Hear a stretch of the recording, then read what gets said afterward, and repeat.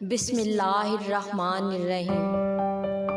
میری 4 بیویاں 5 تھی اور میں بہت ہی امیر ترین مرد تھا۔ میری عمر 40 سال ہو گئی تھی اور مجھے اولاد کی شدید خواہش تھی۔ ایک دن میرا دوست مجھے کوٹھے پر لے گیا اور کہا کہ یہاں ایک لڑکی پیسے لے کر بچہ پیدا کر دیتی ہے۔ میں راضی ہو گیا۔ جب میں اس لڑکی کے پاس گیا تو میرے سر پر آسمان گر پڑا، کیونکہ میں بہت امیر تھا اور 4 شادیاں کر لی لیکن اولاد نہ ہوئی۔ پھر ایک دوست نے کہا کہ طوائف پیسے لے کر بچہ پیدا کر کے دیتی ہے۔ میں نے اس عورت کو گھر بلا کر اس کا نقاب اتارا تو میرے اوزان خطا ہو گئے، کیونکہ میں اپنے دوست کے ساتھ جس جگہ آیا تھا وہاں کی راتیں جاگتی تھی اور دن سوتے تھے۔ ہر طرف گانوں کی آواز اور ڈھولک کی تاب کے ساتھ گھنگرو کی آوازیں بھی آ رہی تھی۔ میں اپنے دوست کے ہمراہ تیزی سے قدم اٹھاتا ہوا جا رہا تھا۔ اس وقت میرا دل بہت تیزی سے دھڑک رہا تھا۔ میں امیر شخص تھا، میرے پاس دولت کی کوئی کمی نہیں تھی، لیکن یہ بھی سچ تھا کہ میں عیاش پرست ہرگز نہیں تھا۔ بظاہر حسن سے مجھے کوئی غرض نہ تھا، بلکہ میں تو گردن نیچے کر کے چل رہا تھا، کہیں مجھے کوئی پہچان نہ لے، کیونکہ میرا شمار اسلام آباد کے بڑے بڑے بزنس مین میں سے ہوتا تھا۔ مجھے تو اپنی عزت کے لالے پڑے ہوئے تھے۔ یہ میری بہت بڑی مجبوری تھی جو کہ مجھے یہاں لے آئی۔ کافی پرانی عمارتیں تھیں، چھوٹی چھوٹی گلیاں تھیں، ہر 2 منزل عمارت سے ناچ گانے کی آوازیں گونج رہی تھی۔ عمارتوں کے باہر منہ میں پان دبائے اس کوٹھے کی دلائل کھڑے گاہکوں کو اپنے کوٹھے میں جانے کا کہہ رہی تھی، ساتھ ہی بے باک سے جملے بول رہی تھی، صاحب ہمارے کوٹھے کو عزت بخش کے تو دیکھو، آپ کی طبیعت حشاش بشاش ہو جائے گی۔ یہ سب باتیں سن کر خوفت اور شرم سے میرا چہرہ سرخ ہو گیا تھا۔ میں نے کبھی ایسی گفتگو نہیں سنی تھی۔ لگتا تھا جیسے کوئی کاروباری کپڑے کا بازار ہو اور دکاندار اپنی چیزوں کی تعریف کر کے اسے بیچ رہا ہو۔ کیا عورت اتنی سستی ہے اور معمولی سی چیز تھی؟ بہرحال میں دل ہی دل میں دوست کی بات مان کر بہت پچھتاتا آ رہا تھا۔ مجھے یہاں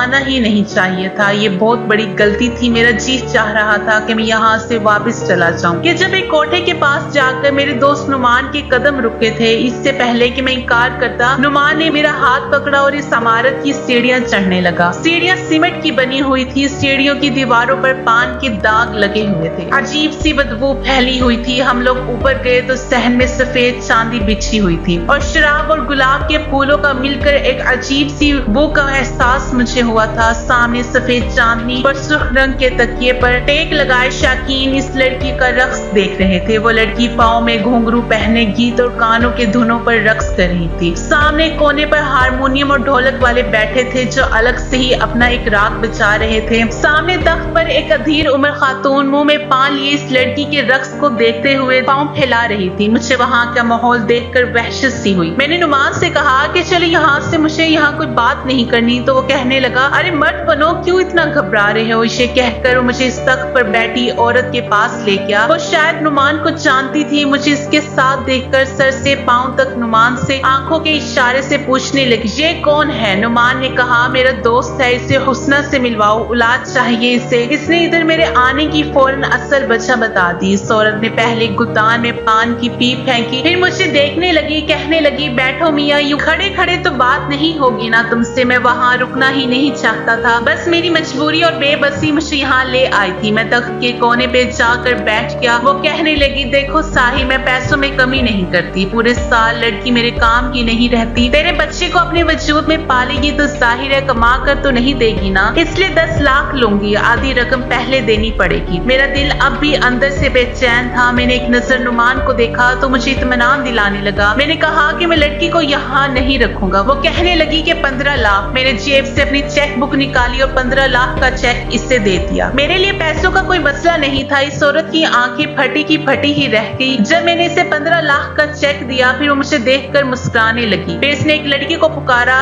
ارے او چنبیلی کہاں مر گئی؟ اس کی ایک پکار پر وہ لڑکی اس کے پاس آ گئی۔ وہ سانولی سی لڑکی چہرے کی نقوش میں کشش تھی، کہنے لگی، حسنہ کا گاہک ہے، اسے کہو کہ تیاری پکڑ لے۔ اس سے پہلے کہ وہ چنبیلی نامی لڑکی حکم کی تعمیر کرتی، میں نے اس سے کہا کہ پہلے میں لڑکی دیکھنا چاہتا ہوں۔ لڑکی खूबसूरत होनी चाहिए, मुझे बच्चा खूबसूरत चाहिए। मेरी बात सुनकर वो औरत कहका लगाकर हंसने लगी। हाँ, जाकर देख लो, होश ना उड़ जाए तो कहना। जा चंबेली साहिब को हुस्ना का दीदार करवाओ। वो चंबेली उससे कहने लगी, आए साहब। मैं खड़ा हो गया और इस चंबेली नामी लड़की के साथ चलने लगा। वो लड़की मुझे कमरे के बाहर छोड़कर चली गई। पहली बार मेरा दिल बड़ी जोर जोर से धड़क रहा था। इस औलाद के असूल की ख्वाहिश ने मुझे कहां से ले जाकर खड़ा कर दिया था। ऐसी हालत तो मेरी कभी अपनी बीवियों के कमरे में जाते हुए नहीं हुई थी। शायद बात जायज या नाजायज की थी, मेरे लिए जायज है और ये लड़की अब तो मेरे बच्चे को अपनी कोख में जन्म देगी। लेकिन मेरी बेबसी थी कि मैं इस राह को चुनने पर मजबूर था। जब मैंने कमरे पर दस्तक दी तो इसने कहा कि कौन है, आ जाओ अंदर। मैंने दरवाजा खोला तो सामने एक लड़की आधे घूंघट निकाले सजी सवरी बैठी हुई थी। मैंने बड़ी मुश्किल से इसे बस एक नजर देखा, फिर कमरे का दरवाजा बंद कर दिया और इसके पास आकर बैठ गया। मैंने अब तक इसका चेहरा नहीं देखा था क्योंकि वो घूंघट निकाले बैठी हुई थी। मैं इसके सामने जाकर बैठ गया, लेकिन खुद में इतनी हिम्मत नहीं हो रही थी कि इसकी तरफ देखूं। शायद मेरा ज़मीर इस बात की इजाजत नहीं दे रहा था, और वो इसलिए कि मैंने आज तक कोई गुनाह नहीं किया था। जब मुझे यूं खामोश देखा तो वो लड़की कहने लगी, क्या बात है साहिब, पूरी रात क्या ऐसे ही बैठे रहोगे? इस लड़की की आवाज ने मुझे चौंका दिया। मैंने बड़ी मुश्किल से इसकी जानिब देखा जो मेरे लिए बिल्कुल ना महरम थी। देखिए, मैं इसकी कीमत दे चुका था। मैंने बामुश्किल ही अपने हाथों से इसका घूंघट उठाया और जैसे ही इसके चेहरे की तरफ देखा तो मेरे होश उड़ गए थे। वो तो मैं एक दौलतमंद अमीर कबीर शख्स था, बाप दादा की करोड़ों की जायदाद का अकलौता वारिस। मेरी बदकिस्मती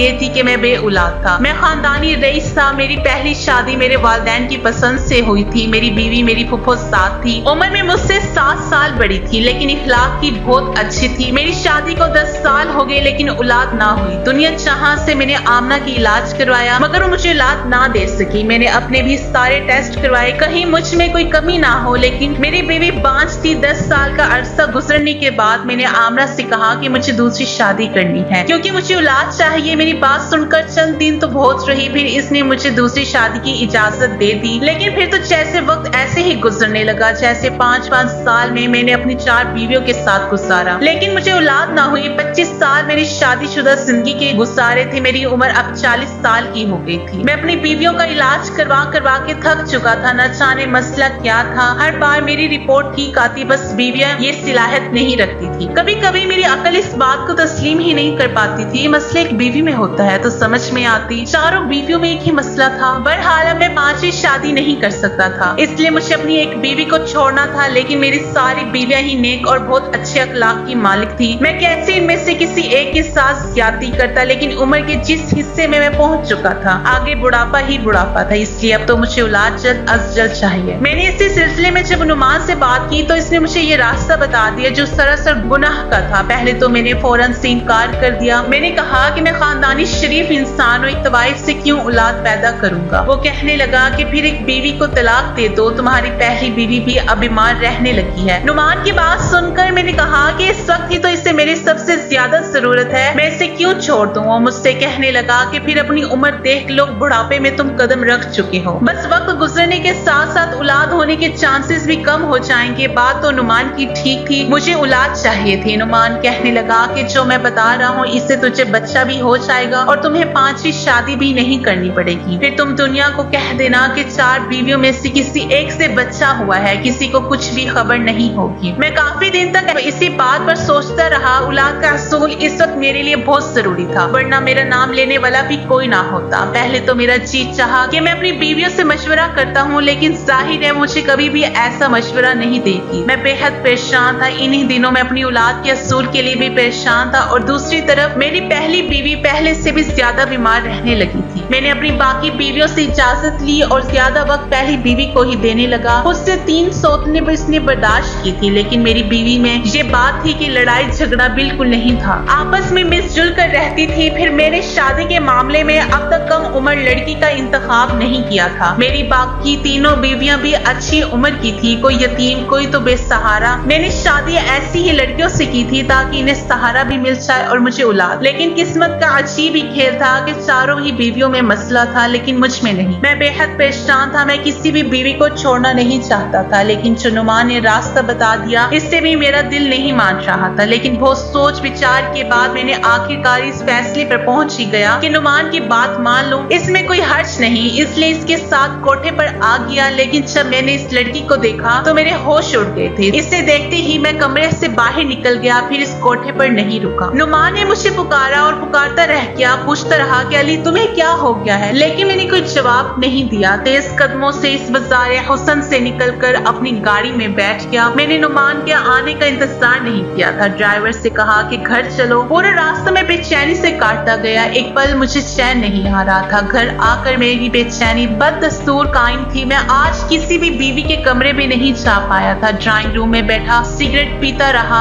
आधी रात गुजर गई और मेरे दिमाग की उलझन बढ़ने लगी थी। जब मेरी पहली बीवी ड्राइंग रूम में आ गई, मुझे कहने लगी, अली क्या बात है, सोई नहीं आप? मैंने एक नजर इसकी तरफ देखा, फिर नफी में सर हिला दिया। वो मेरे पास बैठ के कहने लगी, आज क्या परेशानी है आपको? मैंने एक नजर इस पर डाली जिसका मेरे पीछे 25 साल का साथ था। वो बीमार रहने लगी थी। मैंने इसका हाथ थामा और कहा, तुम्हारी तबीयत कैसी है? कहने लगी, मुझे अपने बचने की उम्मीद नहीं है। मेरे पेट में बनी हुई सोलियां हटकर कैंसर की शक्ल इख्तियार कर गई है। आप भी जानते हैं, मैं जानता था ये चंद महीनों की मेहमान है, इसलिए अब सारा वक्त इसी के पास गुजारता। मेरे कंधे पर इसने सर रख दिया तो मैंने भी इसे अपने हिसार में ले लिया। मैंने कहा, मैं सोच रहा हूँ कि तुम्हें लंदन ले जाऊं, वहाँ तुम्हारा इलाज करवाऊं। मेरी बात पर कहने लगी कि कोई फर्क नहीं पड़ेगा, वक्त गुजर चुका है। मेरी इलाज का बसा मेरी ख्वाहिश पूरी कर दे, मुझे तलाक देकर शादी कर ले। इसकी बात पर मैंने इसकी तरफ देखा तो वो कहने लगी, मैं इसी घर में एक कमरे में रह लूंगी, लेकिन मैं मरने से पहले आपका बच्चा देखना चाहती हूँ। इसकी बात सुनकर मेरी आंखों के सामने हुस्ना का चेहरा घूमने लगा। मैंने इससे कहा कि मैं तुम्हें इतना बड़ा गम नहीं दे सकता, पहले ही तुम पर सोतने ला चुका हूँ, शायद इस बीमारी से तुम 2-4 हो गई। वो कहने लगी, ऐसा नहीं है, मैं तो ये समझती थी कि आप साहिबे औलाद हो जाएं, मगर ये नहीं पता था कि मेरा साया आपकी बाकी बीवियों को भी ऐसा ही कर देगा। ये कहकर वो रोने लगी। मैंने कहा, ऐसा कुछ नहीं है, मत ऐसा सोचो, औलाद शायद मेरे नसीब में ही नहीं थी। मेरी बात सुनकर वो कहने लगी, आपने शादी हमेशा बेसहारा लड़कियों से ही की ताकि आपकी कोई नेकी अल्लाह को पसंद आ जाए, तो फिर रात को इस तवाइफ खाने से क्यों भाग कर वापिस आ गए? इसके मुंह से ये सुनकर मुझे हैरत का झटका लगा। मैंने कहा, तुम्हें किसने बताई मेरी बात? इसने गहरी सांस ली और कहने लगी, वो छोड़ दे, मेरी बात का जवाब दे। मैंने कहा, मेरा दिल नहीं माना, क्योंकि वो तवाइफ है, फिर बहुत कम उम्र है, बस 18 साल की लड़की है। इसे देखकर तो मुझे इस पर तरस आ सकता है। पता नहीं इस कम उम्र में इस बेचारी से ये घटिया काम क्यों लिया जा रहा है। मैं इसलिए वहाँ से वापिस आ गया था। वो लड़की 18 साल से बड़ी ना थी, बेशक बेहद हसीन थी, मगर कम उम्र थी। अगर मेरी शादी के बाद मेरी बेटी हो जाती तो शायद इस लड़की से भी ज्यादा प्यारी होती। मेरी बीवी कहने लगी कि इसी से निकाह कर ले अली। इसकी बात पर मैंने कहा, होश में तो हो तुम? एक तवाइफ कब किसी से शादी करती है? फिर इसकी मालकन मुझे ये कदम क्यों उठाने देगी? फिर वो बहुत छोटी है, इसके पास जाते हुए मुझे शर्म आई थी। मेरी बीवी कहने लगी कि हो सकता है आप इसे इस कोठे से आजाद करवाने में कामयाब हो जाएं तो अल्लाह आपको साहिबे औलाद कर दे। अपनी बीवी की बात सुनकर मैं चुप सा हो गया था। कुछ दिन इसी बारे में सोचता रहा, फिर ये सोचकर मैं इससे निकाह कर लेता। क्या पता अल्लाह को मेरी यही बात पसंद आ जाए और मुझे औलाद हो जाए, हुस्ना भी इस कोठे से बच जाए। मैं अगले ही रोज कोठे पर पहुंच गया। मेरी नियत इस लड़की को इस माहौल से निकालने की थी। मैंने 1 करोड़ का चेक इस औरत के हाथ में रख दिया। वो कभी मुझे देख रही थी तो कभी इस चेक को। फिर कहने लगी, इतनी बड़ी रकम क्यों? मैंने कहा कि मुझे हुस्ना से निकाह करना है और इसके बाद इसका इस कोठे पर कोई ताल्लुक नहीं। वो लालची औरत थी, इसलिए फौरन मान गई। मैंने पहली बीवी को इसकी ख्वाहिश के मुताबिक तलाक दे दी। वो मेरे ही घर में एक कोने में एक कमरे में रहती थी। मैं इसके सामने तो नहीं जाता था, लेकिन इसकी हर चीज का ख्याल रखने की कोशिश पूरी करता था। मैंने चंद लोगों की मौजूदगी में हुस्ना से निकाह कर लिया और इसे अपने साथ अपने घर ले आया। वो फटी फटी आंखों से मेरा महल नुमा घर देख रही थी। अली साहिब, ये सब तुम्हारा है?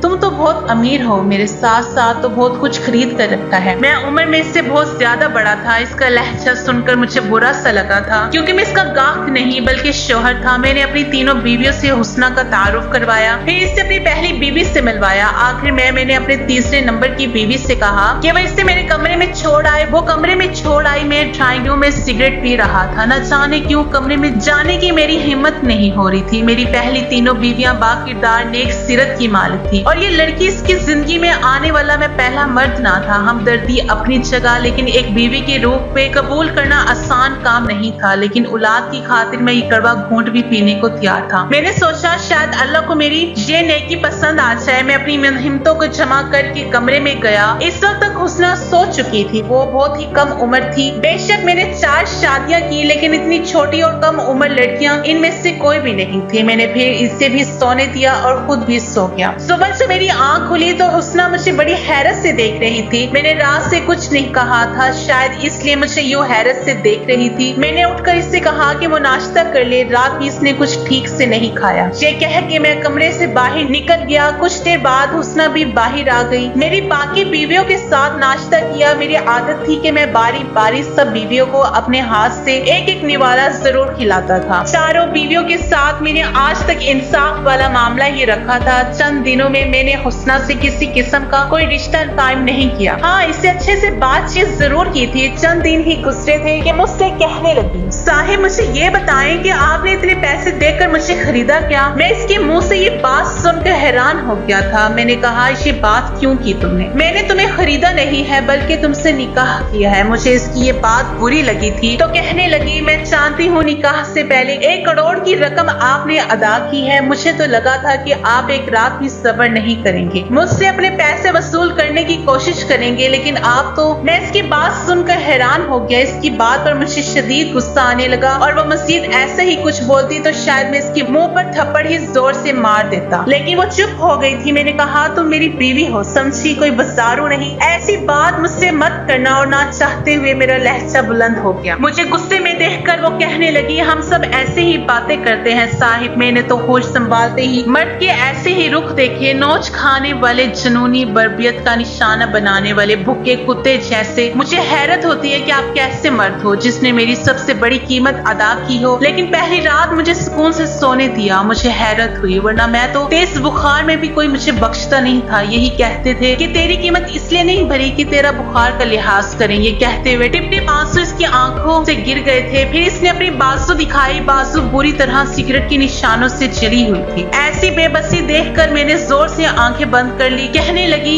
ये देखें तो आप मेरे साथ ये सब करते हैं। मैंने तो आज तक मर्द को ऐसे देखा है, लेकिन तुम न जाने कैसे हो, सब में से अलग ही हो। मुझे खरीद कर भी तुमने मुझे इस्तेमाल नहीं किया। मैंने कहा कि तुम मेरी बीवी हो और अल्लाह ने बीवी के साथ नरमी का मामला करने का हुक्म दिया, और तुम तो हो भी कम उम्र, नाजुक सी। मैं समझ नहीं पा रहा था कि मैं तुम्हारे पास आऊं। बहरहाल एक रात में हुस्ना की संगत ने मुझे तड़पा के रख दिया। इसके वजूद पर लगे घाव देखकर मेरा दिल छुरी से कटने लगा था। 18 साल की लड़की के साथ जो जुल्म किए गए थे बिल्कुल गैर आसानी थे। बहरहाल वक्त के साथ साथ हुस्ना के जख्म भी भरने लगे और मुंह से कहती है, आपने मुझे बदकार को निकाह के रिश्ते से मुतब्बिर बना दिया। वो मेरे अखलाक और मोहब्बत से बहुत मुतासिर थी। आहिस्ता आहिस्ता इसकी जुबान भी ठीक होगी। वो मुंह से अदब से बात करने लगी। मेरी शादी के चंद महीने बाद ही मुझे वो खुशखबरी मिल गई जिसकी मैंने बहुत दुआएं की थी। हुस्ना उम्मीद से थी और मुझे तो अपने कानों पे यकीन नहीं आ रहा था। मैं अपने रब के हुजूर सजदे में रो रो कर शुक्र अदा करने लगा। 9 महीने तक मैंने हुस्ना का बहुत ख्याल रखा, बल्कि इसे बिस्तर से पांव तक नीचे नहीं उतरने दिया। लेकिन जब डिलीवरी का वक्त करीब आया तो मैं लेबर रूम के बाहर बहुत ही बेचैनी से चक्कर काट रहा था जब लेडी डॉक्टर आई और बेहद परेशान थी। मुझसे कहने लगी कि आपकी बीवी की हालत ठीक नहीं है, या तो हम माँ को बचा सकते हैं या फिर बच्चे को। ये सुनकर तो मेरे होश ही उड़ गए थे। मुझे इतने अरसे बाद औलाद की खुशी मिल रही थी, लेकिन मेरे सामने एक आजमाइश खड़ी थी। इस वक्त मेरी हालत क्या थी और क्या हो सकती थी, ये वही शख्स जान सकता था जिस पर ये सब बीता हुआ था। मैंने अपनी आंखें बंद कर ली। मैंने कहा, आप माँ को बचा लें, बच्चे का अल्लाह मालिक है। वो लेडी डॉक्टर अंदर चली गई और मेरी आंखों से आंसू बहने लगे थे। बेशक मेरी पहले से 3 बीवियां और भी थी, लेकिन मैं अपनी ख्वाहिश की खातिर किसी की जान लेने का सोच भी नहीं सकता था। मेरे आंसू मेरे बस में नहीं थे, इसलिए बहने लगे। कुछ ही देर बाद लेडी डॉक्टर बाहर आई। मैंने उससे पूछा, मेरी बीवी कैसी है? तो वो कहने लगी कि माँ और बेटा दोनों ही खतरे से बाहर हैं। ये सुनकर तो हैरत का झटका लगा था। मैं बहुत खुश हुआ था। जब नर्स ने मेरे कांपते हाथों में मेरे बेटे को डाला तो इसे सीने से लगाकर मैं फूट फूट कर रोने लगा। मेरे रब ने मुझे मेरे सब्र का बेहतरीन इनाम दिया था। बेशक वो अपने बंदों पर ज्यादा बोझ नहीं डालता जो वो उठा ना सके।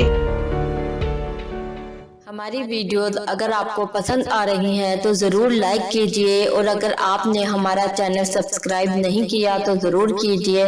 उसके साथ साथ बेल आइकॉन पर भी लाजमी क्लिक कीजिए ताकि हमारी हर आने वाली वीडियो आप तक बर वक्त पहुंच सके।